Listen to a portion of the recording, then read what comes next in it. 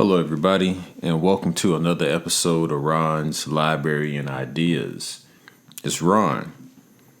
Now, you're going to have to excuse if you hear any explosions or noise in the background. It is the 4th of July today, and people are celebrating. And I thought I would, just wait until tomorrow to make this recording, but there may be somebody who needs to hear this tonight. So let me go ahead and get it out the way. All right, so on today's episode, we're going to be continuing in this book called Satan, an Autobiography, as told to Yehuda Berg. Now, this again is a disclaimer. This is not a book, and this is not a video that's glorifying or worshiping Satan. This is all about how to defeat Satan actually and who he really is or what he really is. And in the world where you're under fire, where there are powers that try to suppress you and keep you, from reaching your full potential, one of the best ways of doing that is to, make you think you know something, and that's how they hide the truth of it. But by listening to videos like this, you are part of that resistance because you're trying to, or you're not even trying to, you are bettering yourself. Anytime you challenge any preconceived notions that you have and you try to learn something new, that's going to put you in a better position. So I think we left off at chapter 4. No, we left off at chapter 5. So now we're on chapter 6, a garden party. Adam and Eve. And again, this is Satan, an autobiography as told to Yehuda Berg. Chapter 6. A garden party. Adam and Eve. A hoax in Eden. We touched on creation in chapter 2, but let's take a closer look at our humble beginnings. There are some things you need to know regarding the whole Garden of Eden debacle. I think there's a subplot in that story that usually gets overlooked. The Creator conceived you in a supremely luminous and perfect reality, but you were practically unconscious. Why? Utter perfection was all you knew.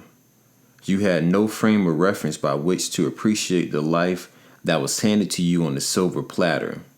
So, you packed your bags and went on a road trip. You wanted to experience lack so that you could appreciate what you were given. You wanted to earn the light that was being handed to you. And God understood this perfectly. After all, God is the king of unconditional love, right? God respected your desire to leave home. God knew you needed to spend time living bare bones, roughing it, living hand to mouth. God knew that your separating was inevitable and necessary step in the process. How else could you learn to cease taking all that you had for granted? And so, like any good parent, God gave you some advice. Not only should you take an extra pair of clean socks, but God said it was absolutely imperative that you stay away from all selfish indulgences. That would just undermine the whole purpose of your journey, resulting in an even longer and far more painful expedition. Not to mention, they would delay your return home. God cautioned you one last time against accepting any kind of short-term pleasure in place of the real thing. He reiterated emphatically, don't touch the stuff no matter what. 3 very important words. You understood and you left. Road trip. The first stop on the trip was to another reality, deep in the subatomic realm. Of course, there's no physicality at this level of existence. Scientists and I concur on this one. So you didn't bother bringing along your favorite jeans. In this immaterial dimension of existence, you are only a rarefied state of consciousness. Here, only the idea of genes exists. This pure force of consciousness consisted not only of you, but of all consciousness. This single superconsciousness gave rise to Adam and Eve, and the dimension in which this unified force of consciousness resided is known as the Garden of Eden. While you were out there enjoying the scenery, God was missing you terribly, and he wanted to give you the chance to come home ASAP. So, God came up with an idea.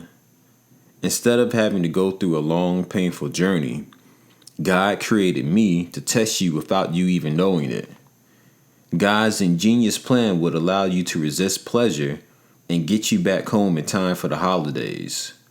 From this good-willed action on the part of God, I, Satan, was born. Feel free to join in. I was created to challenge your consciousness. The test. You either overcome my temptation for immediate gratification and pleasure, as God asked you to do before you left the house, or you succumb to my powers of persuasion and thus prolong your wandering. Here's how it all played out. I pointed out to you an indescribably pleasurable fruit hanging from a tree. I don't have to tell you that it was not a physical fruit like an apple. We're talking about a reality made of consciousness, pure energy. You refused. You remember that God told you not to indulge in any pleasure until you returned home, no matter what. I then told you that the fruit of the tree was not just some ordinary run-of-the-mill fruit. It was sure to be a real treat. Why? It tasted just like the fruit waiting for you at home. But you realized that the whole purpose of your journey was to avoid pleasure in order to appreciate it. And then I explained the following to you. I told you that God sent this fruit as a test to help you. This was true. I told you that all you had to do was resist all selfish desire before tasting it. If you ate it for sake of making God happy, you would pass the test and your road trip would be over. I told you to take a bite. You pushed back. You told me that God said not to taste any pleasure until you returned home, no matter what. I responded by telling you that you had misunderstood the message. God wanted you to come home provided there was a way to achieve it. Removing all selfish desire before you tasted that fruit would be a painful enough action to make you worthy of returning home. Now I had your full attention. I told you that if you ate unselfishly, you would pass the test, and you would not be transported to some far-off, God-forsaken region of reality to continue your wandering. The truth of my words rose up inside of you. You focused like a laser. You concentrated all your effort to remove any ounce of self-centered desire from your being. Then you took a bite, and it worked. Nothing bad happened. On the contrary, you were engulfed with indescribable pleasure. And that, boys and girls, is the precise moment that I, Satan, was placed inside you. Before you had taken a bite from the fruit, I was a force that existed outside of you. But once you ate from the proverbial apple, I was injected like a virus into you. And you didn't know what hit you. In fact, when I first started whispering to you, you panicked. You thought you were schizophrenic, hearing voices. I calmed you down to convince you I was just the voice of reason inside of you.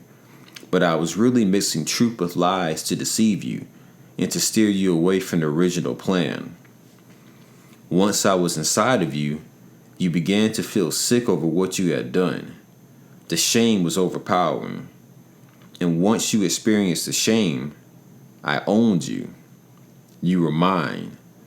At that moment, you disconnected from the light that was once all you knew. You left the Garden of Eden. You were not kicked out, as you had been led to believe. The shame was so intense, you chose to leave. As you can imagine, from that point, my influence grew like an unchecked tumor. And just like that, I became the dominant consciousness occupying your brain. The real you concealed behind the curtains and the disgrace I put in your head.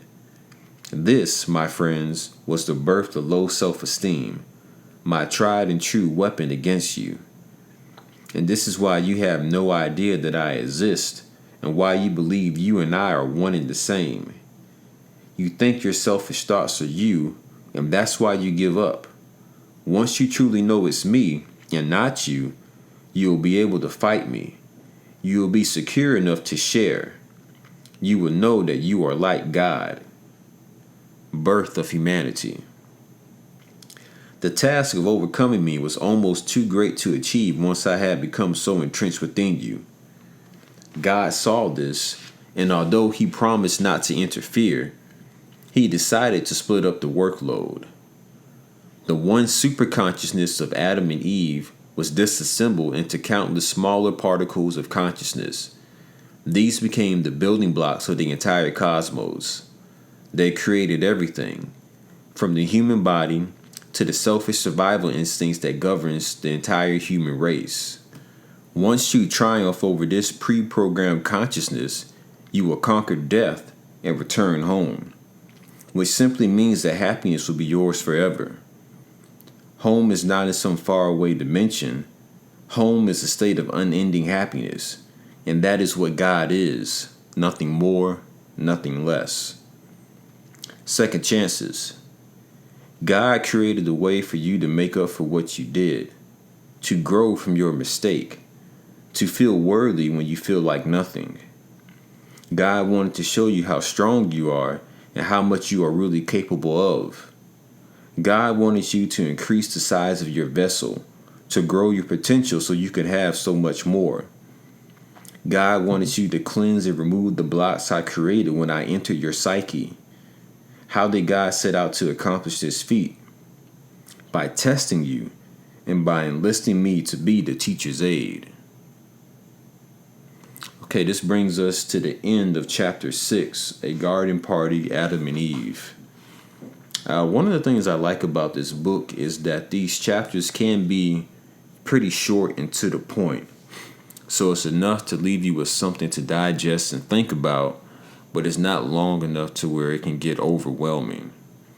I like that the author is putting this in a very easy to understand, matter-of-fact way. It really is like you're just having a normal conversation with somebody, and he's letting you know the things that he's done. Now, I'm thinking about how this story that he's telling us in this book differs from what we're told in the Bible. There's a great deal of shame that goes along with that story that we get in the Bible. We were kicked out of the Garden of Eden. We were born into sin. So it's sort of like that negative emotion of shame and embarrassment is something that's really pressed upon us when we're born or we're raised up in the Christian church. You really start off with this idea that you started off bad, like you made a mistake, and that you were kicked out of some place. But if this story is to be believed that we're learning in this book, then it wasn't a punishment. This is all something that you chose to do as a form of bettering yourself. And that changes the whole context of our journey back into that oneness with God. You know, our ancestors, the ancient Egyptians, they predicted all the things that were going to happen to us later on in life. They knew that we were going to go through a state of ignorance and forget who we were. So they left all this spiritual knowledge behind in hieroglyphics and these stories with like the Egyptian Book of the Dead. But their whole thing, their whole study that they left behind for us was how to die and move beyond this place. Because those cycles of reincarnation that we go through, these are just more chances for us to learn that lesson. It's more chances for us to get the things that we need to get so we can move on to that oneness with God. But that challenge, that test becomes a lot harder, much more difficult when you have people who are willingly out there deceiving you for their own purposes. And again, these challenges just make the journey that much greater. You overcome more, and it makes the end goal that much sweeter because you can see how much you overcame. I even think about the society that we have right now in the world, especially in America, this idea of instant gratification. Like it's this idea that I want it now. I don't really want to have to work for it. But we do. But it's funny because we enjoy seeing those stories of people who started from the bottom and made it up to the top. We like seeing their struggle and their triumphs and tribulations. But when it comes to us doing that same thing for ourselves, a lot of us don't want to do that. I was having a conversation with my fiance, and she was talking about, there's so many people who start so many different endeavors, but they never see them through to the end. And I think partly it's because, they get tired of having to go through those challenges. It's work to have to get to that point. I'm a musician, I'm a saxophonist. And I think about when I first started playing my instrument, what I sounded like. And it was difficult. But, the more you play, the more that you practice, the better that you get on your instrument. And, the better you are able to express yourself. You can make better music. But it's not easy. It's not something that just comes to you. You have to work for it. So as you're working for it, you're gaining these skills. It becomes more pleasurable doing it. And I really feel like that's a metaphor for life. Anything that's worth having, you're going to have to work for it. Now, some people are naturally talented in some areas, so they don't necessarily have to work as hard beginning. But if they want to maintain that talent or they want to maintain that skill and increase it, there's going to have to be some work. Like I even think about what I'm going through with my YouTube channel is this challenge of staying consistent and keep putting out content even when it seems like there's not that many people paying attention. You have to get out of your head. Someone is listening. And even if it just touches one person, you did a good thing. Even that one person listening be like, oh, wow, I never thought about it like that. And that's really what makes it worth it. It's work. Same thing with what we have in life. There's work to be had. And what I was saying about, this instant gratification lifestyle that we have in America, we don't really want to work for it. Think about all the easy, pleasurable things that we have in front of us at our fingertips. Just with these laptops and computers and smartphones we have at our disposal. We have the equivalent of the Library of Alexandria in our hands. And a lot of people just use this as a tool for entertainment. They're not really trying to better themselves. It's a tool of pleasure. I can go right online and see naked women. Oh, wow, this is great. I can go right online and, find some type of entertainment that's going to make me laugh. It's going to take my thoughts away from my life and bringing me to something better. Let's get all into that. But as soon as it's something that, challenges your thinking, that's going to make you learn something that you don't already know. That's when it gets tricky. That's when it's not as popular. But like I said, this journey, it is difficult. But as you go along, you'll learn how to meet these challenges and, you'll have that confidence in yourself to move beyond it. So like I said, I appreciate you guys tuning in. You are the resistance if you're listening to this. You are the type of person that's helping to make this place better by bettering yourself. When you better yourself, that energy spreads out around you. So I thank you for tuning in and listening. But you guys, let me know what you think in the comments. And I'll see y'all on the next episode of Ron's Library and Ideas. Peace.